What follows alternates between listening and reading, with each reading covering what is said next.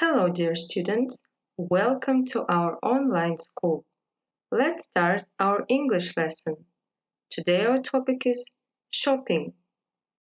Let's do exercise number 1.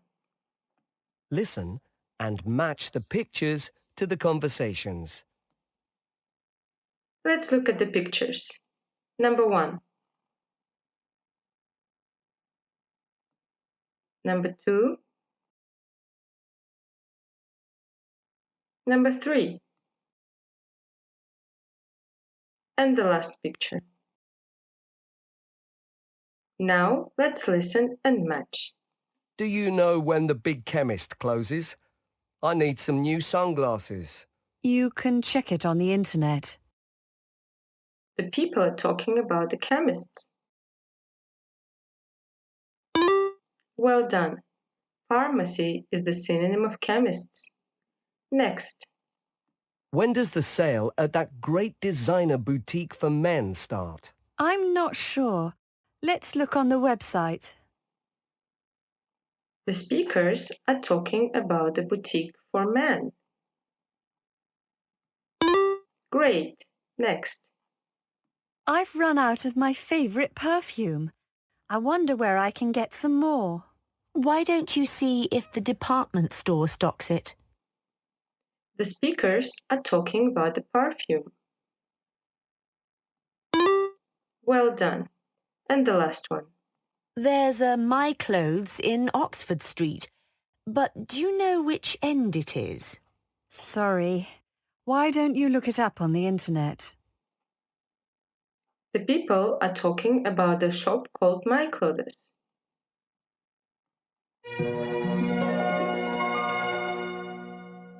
Great. Next exercise.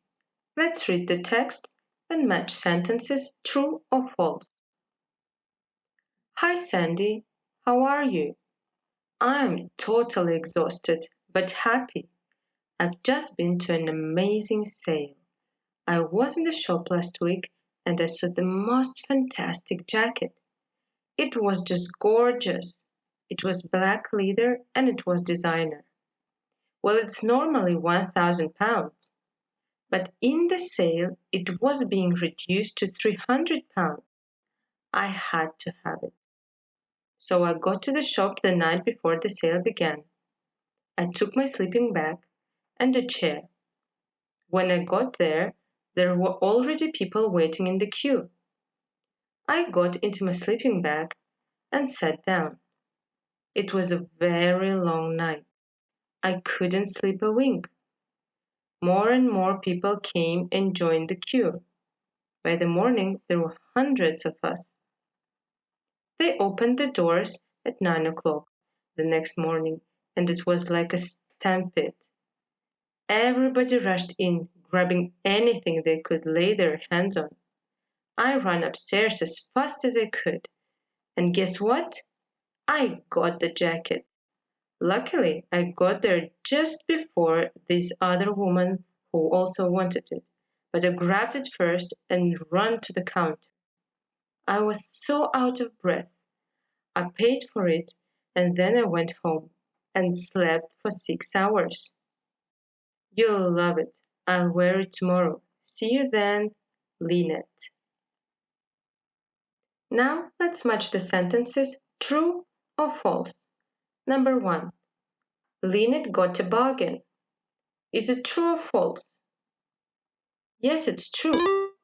She bought a thing that cost £1,000 for just £300. Well done. Next. She bought a designer coat. Is it true? No, she bought a designer jacket. Next. It wasn't grey leather. Is it true or false? False, because it was in black leather. Next. She was the first in the queue. Is it true? No, it's not true. Next. She had seen the jacket the previous week. Yes, that's true. Well done. The doors opened at 8:30. True? No, the doors opened at 9 o'clock. Next, hundreds of people rushed into the shop at the same time. That's true. The other woman got the jacket first and grabbed it. No, that's false. Lynette was the first one to grab the jacket. Next, Lynette hit the other woman and took the jacket. That's false. And the last one. She was very tired when she got home. Is it true? Yes. Well done. Now let's go to the grammar part. And today we will talk about second conditionals. Let's look at the sentences. If I was sure that the clothes would fit me, I'd be happy to buy them online. Next. If I lived a long way from the shops, I would do it. And the last one. If I had more time, I would visit the shops. Are these sentences real life or imaginary? Yes, well done, they're imaginary. For example, if I had more time, I would visit the shops. But I don't have more time. That's why I don't visit shops. Are they about past or future?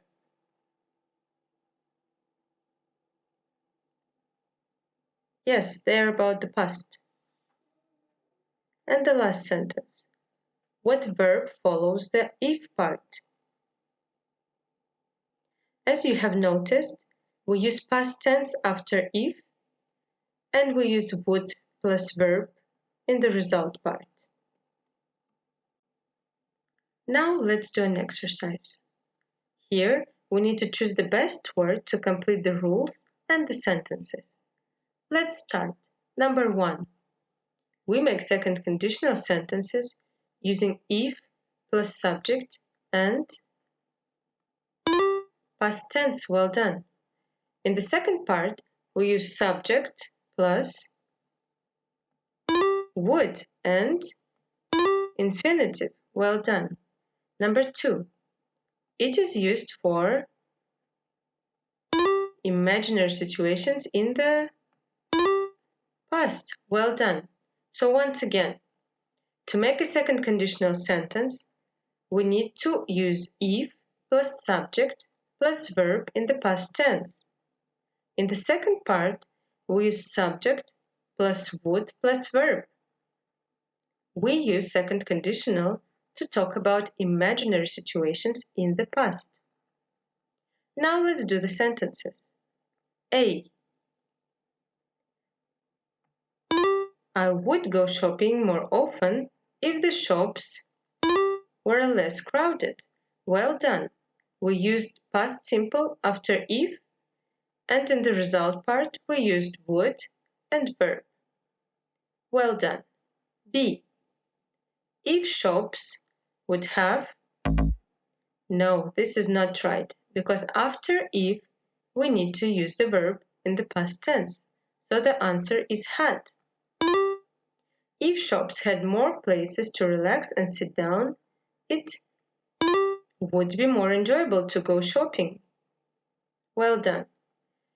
If I had more money, I would be shopping all the time. I love it. Well done. D.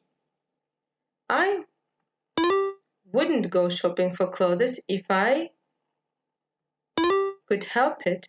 I just find it very boring and not much fun. And the last sentence.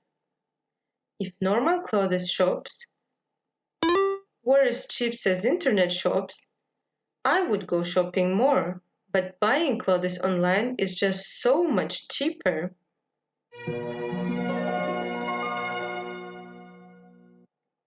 Great! This is the end of our lesson. Thank you. Goodbye.